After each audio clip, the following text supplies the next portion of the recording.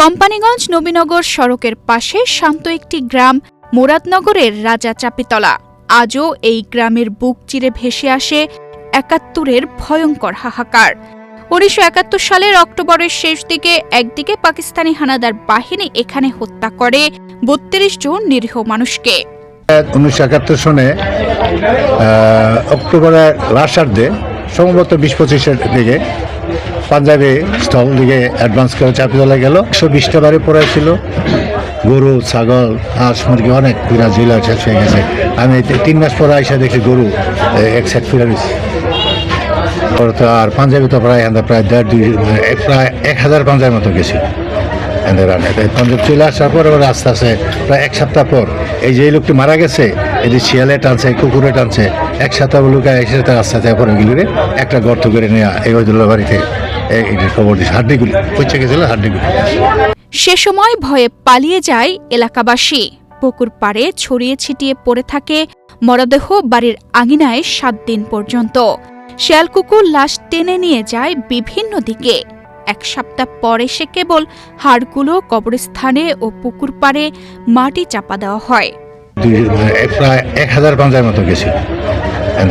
পাঞ্জাব চলে আসার পর আস্তে আস্তে প্রায় ১ সপ্তাহ পর এই যে লোকটি মারা গেছে, এটি শিয়ালে টানছে, কুকুরে টানছে, ১ সপ্তাহ লোক একসাথে আস্তে আস্তে পরে গেলে একটা গর্ত করে নেওয়া এই ওইদুল্লাহ বাড়িতে খবর দিচ্ছে। হাড্ডিগুলি পচে গেছিল, হাড্ডিগুলি।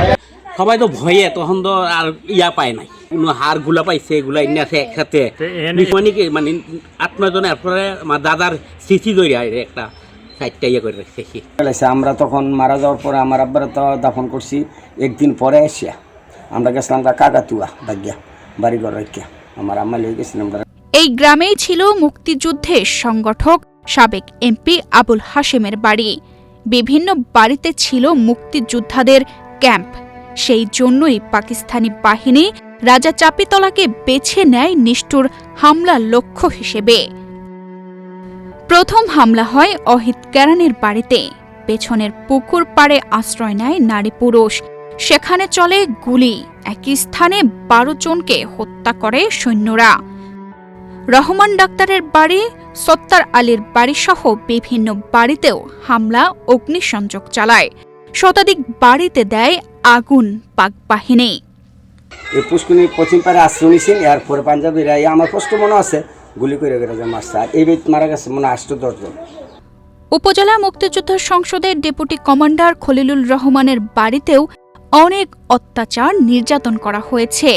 হত্যার পর অনেক বাড়িতে অগ্নিসংযোগ করেছে। শহীদদের স্মৃতিতে অবশ্যই এখানে একটি স্মৃতিস্তম্ভ নির্মাণ করা উচিত। স্মৃতি ধরে রাখার জন্য একটা এখানে, যাতে আমাদের নেক্সট পরবর্তী জেনারেশন বুঝতে পারে ৭১-এর মহান যুদ্ধে এখানে এতগুলো লোক মারা গেছে, নাম লেখা থাকবে, এটা স্মৃতিস্তম্ভ করার জন্য। বিষয়টি স্থানীয় চেয়ারম্যানের মাধ্যমে খবর নিয়ে প্রয়োজনীয় ব্যবস্থা গ্রহণ করা হবে বলে জানায় উপজেলা নির্বাহী কর্মকর্তা। মুক্তিযুদ্ধ শুধু যুদ্ধ নয়, এক একটি গ্রাম, এক একটি পরিবার, এক একটি আর্তনাদের ইতিহাস।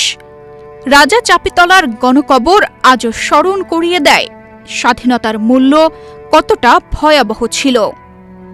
শহীদদের স্বীকৃতি, স্মৃতিস্তম্ভ নির্মাণ এ শুধু দাবি নয়, জাতির প্রতি দায়িত্ব। তানজিদা রহমান, ইনায়া, বাংলাদেশ প্রতিদিন।